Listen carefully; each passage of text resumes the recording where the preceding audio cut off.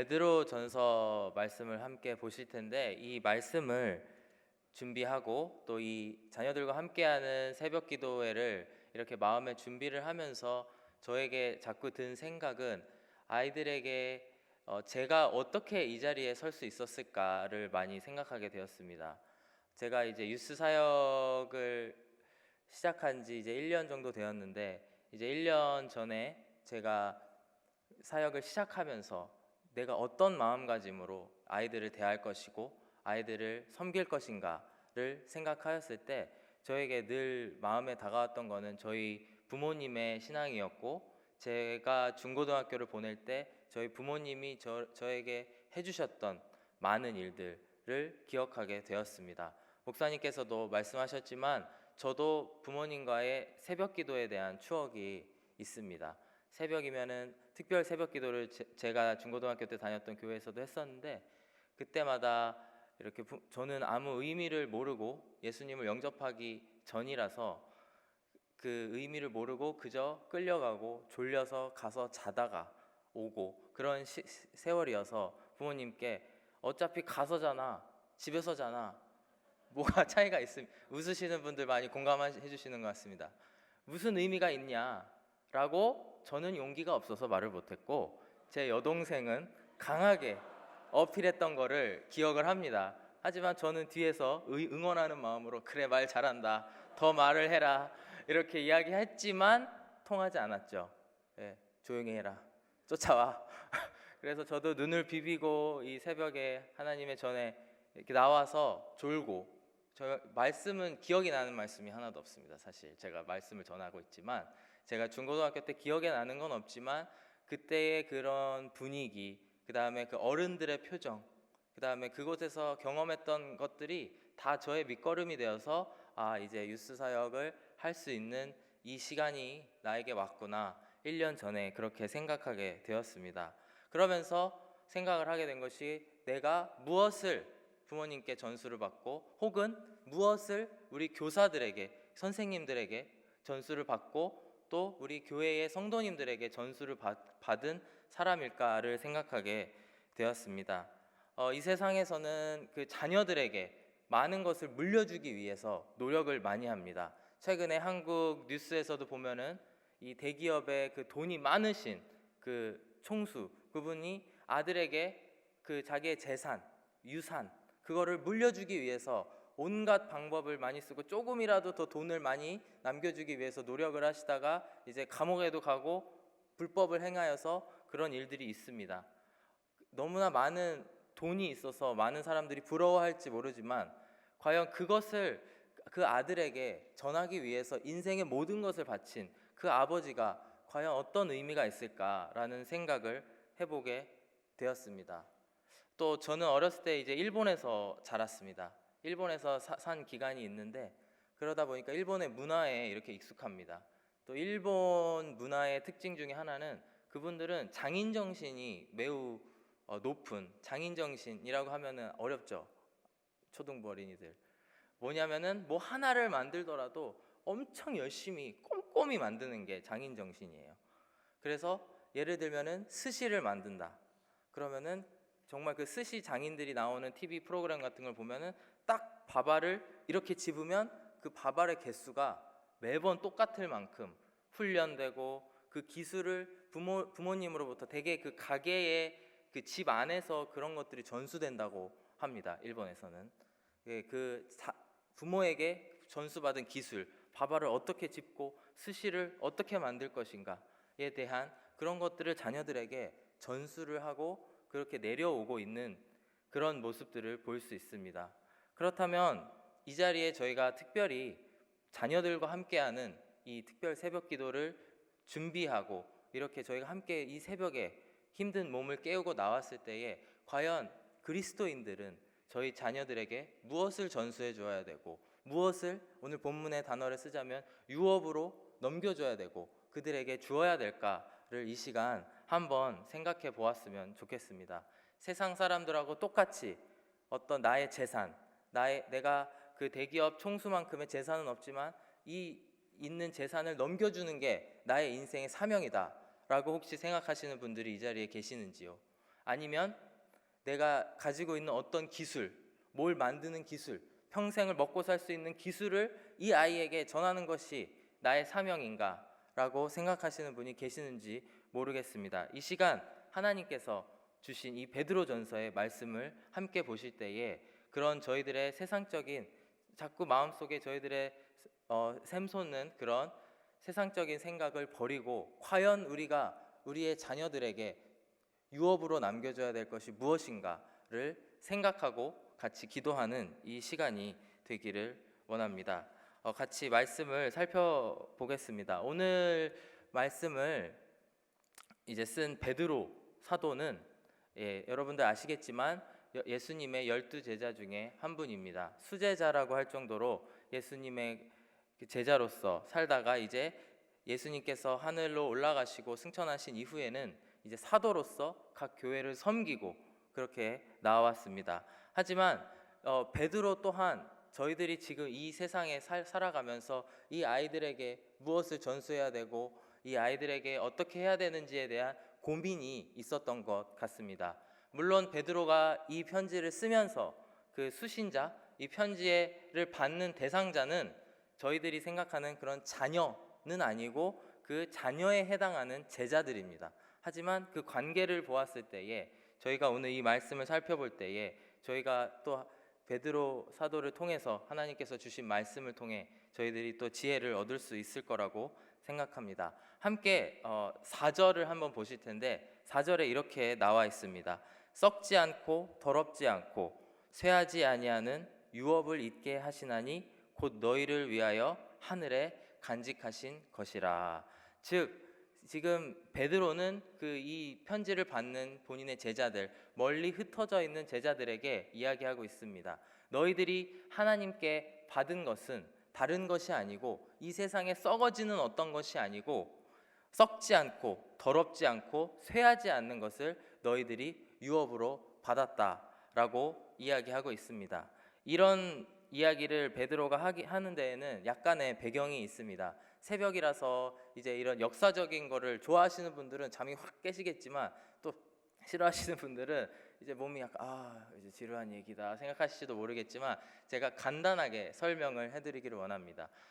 베드로는 유대인으로 태어났습니다.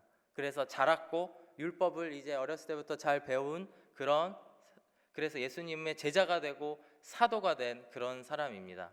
그래서 바울이 무할례자 이방인들의 사도로 부름을 받았다라고 했을 때에 그 반대편에 있는 것이 바로 베드로인데 베드로는 할례자들의 사도로 부름을 받았다라고 갈라디아에서도 이야기하고 있습니다. 즉 그 뜻은 무엇이냐면 예수님의 그 족보, 예수님의 그 가계가 포함되어 있는 그 유대인을 위해서 하나님께서 그분들에게 보내신 분이 바로 사도 베드로라고 하는 것입니다. 근데 이 사도 베드로 그리고 예수님, 사도 베드로 그다음에 이분들이 살았던 이 1세기의 상황은 유대인들에게 매우 힘든 상황이었습니다. 일단 로마의 식민지였기 때문에 모든 통치가 로마인 위주로 되었고 그 식민지 피식민을 당했던 사람들이기 때문에 일단 그 로마 제국 안에서 살아가는 것이 매우 힘들었습니다. 그런데 더 힘들게 하는 사건이 터졌는데 바로 로마 대화재 사건이라는 사건이 AD 64년에 일어나게 되고 그 이후에 베드로가 이 편지를 유대인들 크리스찬들에게 보내게 됩니다. 이제 그 화재 사건은 무슨 사건이냐면 당시의 황제였던 네로 황제가 이제 그 로마에 불이 나고 그것이 본인을 정치적으로 힘들게 하니 희생양이 필요했다고 합니다. 그래서 당시 신흥 종교라고 불릴 정도로 이렇게 교세가 이렇게 확장되었던 우리 기독교를 이제 타겟으로 삼고 얘네들을 희생양으로 해서 얘네가 불을 질렀다, 얘네가 나쁘다 그러면서 모든 화살을 그리스도인들에게, 저희 믿음의 선배들에게 돌리게 되었던 것입니다. 대부분의 그 믿는 초기에 믿었던 사람들은 유대인이었고 그 로마 황제의 핍박을 못 이겨서 흩어지게 되었던 것입니다. 그래서 베드로전서 1장 1절 2절 말씀에 보면 오늘 읽지 않았는데요, 예수 그리스도의 사도 베드로는 본도, 갈라디아, 갑바도기아, 아시아와 비두니아에 흩어진 나그네, 흩어진 나그네들에게 이 편지를 한다라고 되어 있습니다. 흩어진 이 나그네라고 하는 것은 저희가 흔히 알고 있는 디아스포라라고 하는 단어가 이 나그네에 해당하는데요. 흩어져 있는 이 믿는 사람들에게 이 편지를 쓰고 있다라고 하는 것이고, 이 정말 상상할 수 없는 핍박, 가장 최고조로 유대인들에게 다가갔을 때 이 사람들에게 이 유대인들의 사도인 베드로가 편지를 쓰고 나아가고 있는 것입니다. 그들에게 이야기하고 있습니다. 당신들이 받은 이 하나님께 받은 이 유업, 그 유업은 베드로가 먼저 받았고 제자들이 먼저 받았고 사도들이 받았고 그거를 당신들에게 전수하여 주지 않았습니까? 그 전수하여 준 하나님의 유업이 무엇인지를 여러분 기억하십시오. 그랬을 때에 저희들이 지금 이 연단의 시간, 정말 불과 같은 연단이라는 말을 베드로는 많이 쓰고 있습니다. 이 화재로 인해서 불타버린 사건으로 인해서 결과가 초래된 그런 연단을 저희들이 지금 받고 있는데, 그 가운데에 여러분들이 기억을 해야 됩니다. 우리가 하나님께 받은 것이 무엇입니까? 그것을 이 시간 베드로는 이야기하고 있습니다. 본문을 조금씩 나아갈 때에 제가 짧게 세 가지의 이야기를 하고 있는데, 어떻게 보면은 이 하나님께서 주신 세 가지의 유업은 하나입니다. 하나지만 그거를 이렇게 세 가지로 나눠서 베드로는 설명을 하고 있습니다. 일단 첫 번째, 우리가 받은 유업, 우리가 구원받은 백성이라면 하나님께 받은 이 유업, 유산이 무엇이냐면 산 소망의 유업이라는 것입니다. 다른 말로 하면은 저희가 구원의 유업을 하나님께 받았다라고 할 수 있습니다.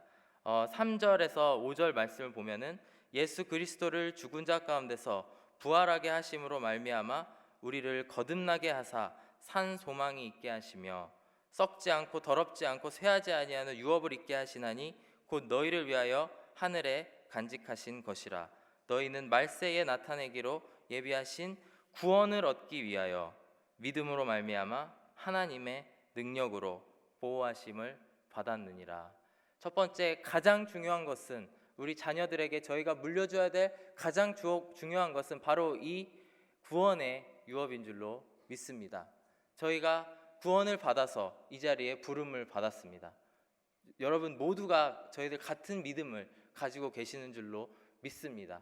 그렇다면 저희가 부모된 자로서, 저는 부모는 아직 아니지만 저 스승된 자로서 여기 계신 모든 분들이 해당되는 사항이라고 저는 믿고 있습니다. 부모된 자로서 자녀에게 마땅히 자녀의 구원을 생각을 해야 됩니다.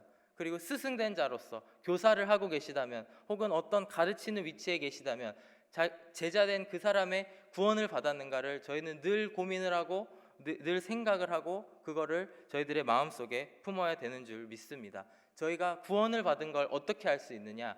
오늘 베드로는 산 소망이 구원을 받은 사람들에게 있다라고 합니다. 영어로 하면 living hope, 저희들 안에 소망이 살아 숨쉰다라는 것입니다. 이 소망이 무엇입니까? 뭐에 대한 소망입니까?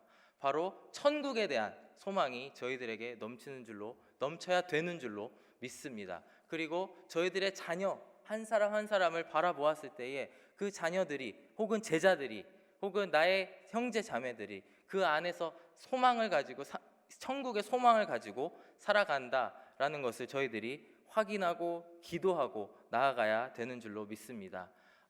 말씀을 길게 할 수는 없지만 제가 하고 있는 유스 사역의 특징을 한 가지 설명해 드리고 싶습니다. 모두가 알고 계시는 사실이지만 이 유스 사역의 특징은 약간 시간에 쫓긴다라는 게 있습니다. 그러니까 하루하루를 의미하는 것이 아니고, 이제 유스에 올라오는 아이는 이제 찬우가 아까 있었던 것 같은데요.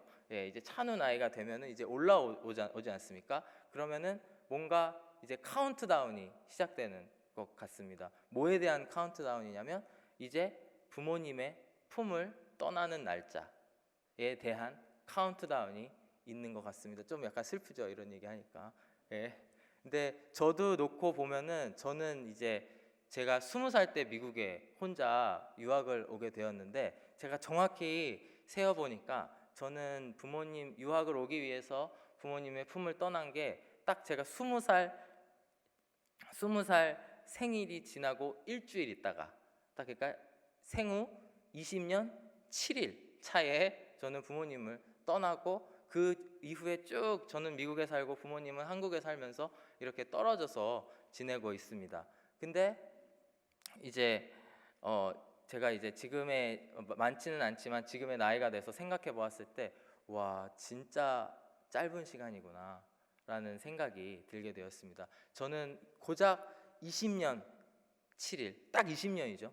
20년 동안 부모님 밑에서 부모님과 함께 살았습니다. 물론 방학 때마다 한국에 가거나 부모님께서 놀러 오시거나 하시면 같이 시간을 보냈지만 어떻게 보면은 제가 부모님과 풀리 보냈던 시간은 이제 20년, 제 인생의 딱 20년의 기간을 보냈다는 것을 깨달았을 때에 딱 생각하게 되었을 때 길지 않는 시간을 부모님과 아이들이 같이 보내는구나 라고 생각을 하게 되었고, 또 우리 뉴스에 보면은 뉴스 아이들이 이제 뉴스에 올라오는 걸 보면은 이제 이제 부모님과 떠날 날이 얼마 안 남았구나. 이제 저 아이들이 독립할 날이 얼마 안 남았구나. 하지만 그 독립하는 것도 또한 축복이죠.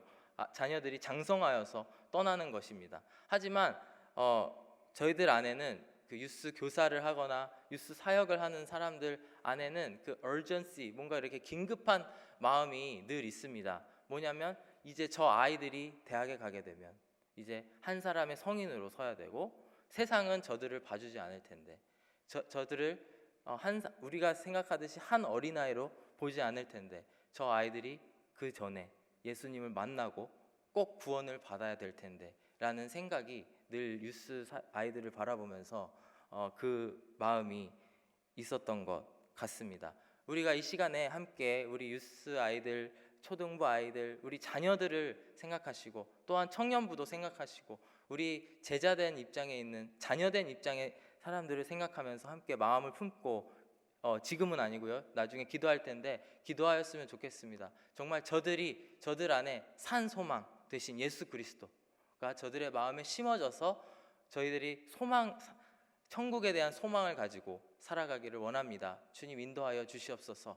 우리 자녀들에게 구원의 유업을 물려줄 수 있는 그런 이 시간 될 수 있게 도와주시고 우리 한우리 교회의 이 교육부가 될 수 있게 도와주시고 주님께서 인도하여 주시옵소서라고 다 함께 기도하는 마음을 이 시간에 품기를 원합니다. 그것이 바로 저희가 마땅히 아이들에게 전해줘야 될 첫 번째 유업입니다. 가장 중요한 유업이고 저희들 인생의 가장 중요한 그런 것이라고 생각합니다. 바로 두 번째, 세 번째는 좀 짧습니다. 그래서 짧게 하고 같이 함께 기도하기를 원하는데 바로 두 번째의 유업은 뭐냐면 연단과 시험의 유업이라고 저는 꼽았습니다. 다시 한번 풀어서 얘기를 하자면 연단과 시험을 이겨내는 방법을 전수하는 것, 그것을 저희들은 마땅히 자녀들에게 전달해 줘야 되는 줄로 믿습니다. 6절과 7절을 함께 보실 텐데 그러므로 너희가 이제 여러 가지 시험으로 말미암아 잠깐 근심하게 되지 않을 수 없으나 오히려 크게 기뻐하는도다. 너희 믿음의 확실함은 불로 연단하여도 없어질 금보다 더 귀하여 예수 그리스도께서 나타나실 때의 칭찬과 영광과 존귀를 얻게 할 것이니라. 아멘. 이제 베드로가 왜 어떤 심정으로 이 말씀을 썼는지 이제 조금 이해가 되시지 않습니까? 그들은 연단을 받고 있습니다. 유대인들은 연단을 받고 있습니다. 그 화재로 불타버린 일 때문에 불로 연단을 받고 있다 우리가. 하지만 우리가 기억해야 될 것은 이 시험이 지나간다라는 것이고 이것이 우리를 근심하게 할지는 모르지만 저희들의 천국에 대한 산 소망을 이겨낼 수는 없다. 그 소망을 이길 수는 없다라고 이야기하고 있는 것입니다. 이제 수련회를 많이 가게 되지 않습니까? 이제 유스 사역을 하다 보면은. 근데 최근에 간 여름 수련회가 우리 아이들 그리고 같이 간 어른들에게도 참 귀하고 이게 의미가 깊었던 시간이었습니다. 근데 그 수련회의 대체적인 주제가 아이들의 지금 겪고 있는 문화적인 것, 예를 들면 저희들의 아이들이 겪게 될 동성애 문제라든지 아니면은 마약, 드러그 그런 거에 대한 이야기를 많이 적나라하게 강사 목사님께서 얘기해 주신 시간이었습니다. 본인께서도 그 기간을 미국에서 보냈기 때문에 그거에 대한 이해가 높았고, 우리 아이들에게 그거에 대해서 한 가지씩 이렇게 이야기하면서 우리가 그런 유혹에서 이겨내야 된다, 세상의 잘못된 가르침에서 벗어나야 된다라는 이야기를 많이 했던 그런 수련의 기간이었습니다. 그 시간이 좀 어려웠던 아이들도 있었고, 좀 아직은 그거에 대해서 생각 안 해본 아이들도 있었으리라고 생각합니다. 하지만 저희들이 그 수련회를 지나오면서 결론을 내면서 했던 이야기가 바로 이것입니다. 우리가 우리 아이들에게 언제까지 그런 이 세상의 풍파를 숨길 수가 있겠느냐, 언제까지 온실 속에서만 키울 수가 있겠느냐. 우리는 우리 아이들에게 이런 거를 가르치고 이겨낼 수 있도록 응원을 하고, 그런 의무가 우리 교사들에게는 있다라는 이야기를 하면서 마무리를 했던 적이 있습니다. 즉, 우리 아이들에게는 이제 연단이 몰려오고 있습니다. 다 저희들도 경험을 했고 경험하고 계시고, 저도 지금 경험을 하고 있는 연단 가운데 있는 것들이 있습니다. 하지만 이제 우리 아이들이 한 사람 한 사람이 이렇게 이제 일어나고 성인으로서 설 때에 이 세상, 그리고 이 공중의 권세 잡은 마귀는 가만히 두지 않을 것이라고 저는 생각하고 있습니다. 왜냐하면 그게 또 제가 경험했던 것이기도 하고 이 세상에 마귀가 일하는 방법이기 때문입니다. 즉, 우리는 이 연단을 이겨내는 방법, 이 연단과 시험을 이겨내는 방법을 우리 아이들에게 줘야 됩니다. 가르쳐 줘야 됩니다. 6절에서 베드로가 이야기하고 있는 이 말투가 저는 참 마음에 와닿았습니다. 여러 가지 시험으로 말미암아 잠깐 근심하게 되지 않을 수 없으나 오히려 크게 기뻐하는 도다. 이것이 바로 구원을 받은 백성들에게 주신 특권이고 저희들에게 주신 능력인 줄로 믿습니다. 저희가 마땅히 자녀들에게 전수해야 될 기술은 어떤 스시를 만든다거나 그런 어떤 돈을 잘 버는 방법보다도 어쩌면 이 연단, 우리가 경험했고 지나왔던 연단과 고난, 시험, 이 세상이 허락하는 그런 것들을 이겨내는 방법을 우리 자녀들에게 한 가지씩 가르쳐줘야 되는 줄로 믿습니다. 세 번째 제가 본문에서 찾은 저희들이 전해야 될 유업은 바로 기쁨의 유업입니다.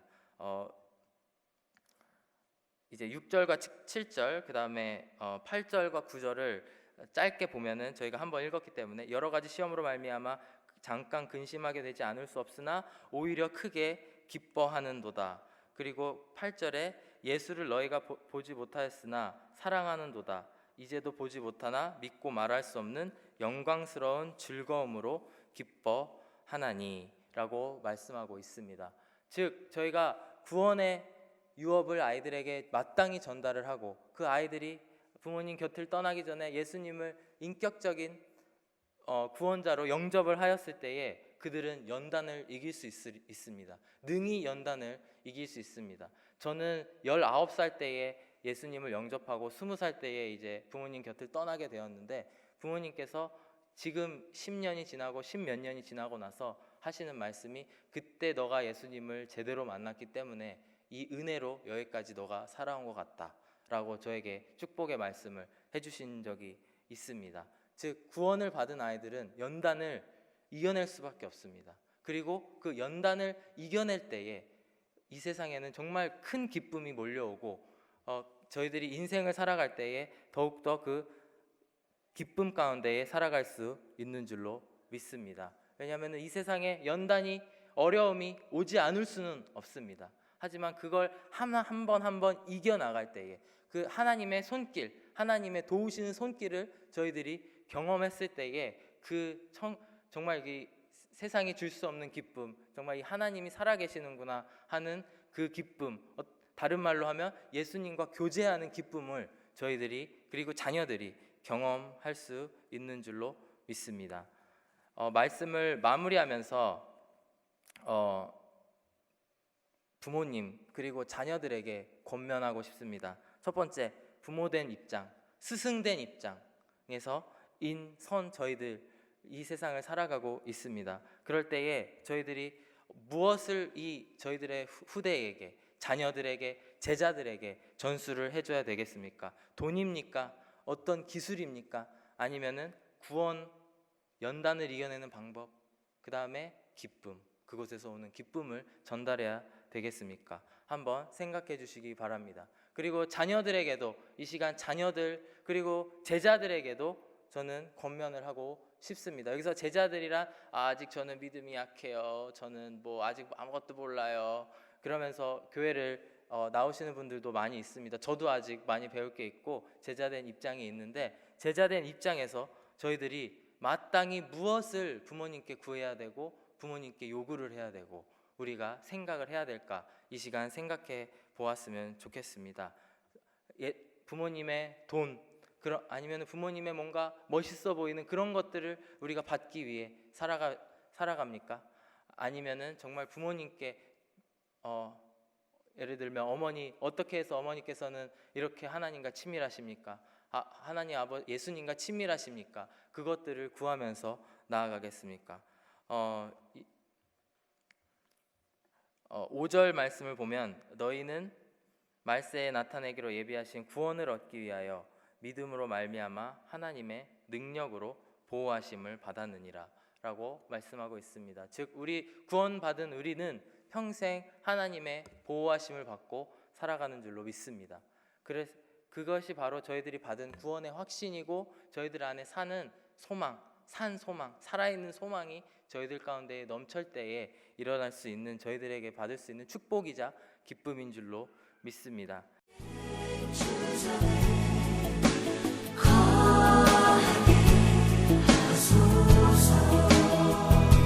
주의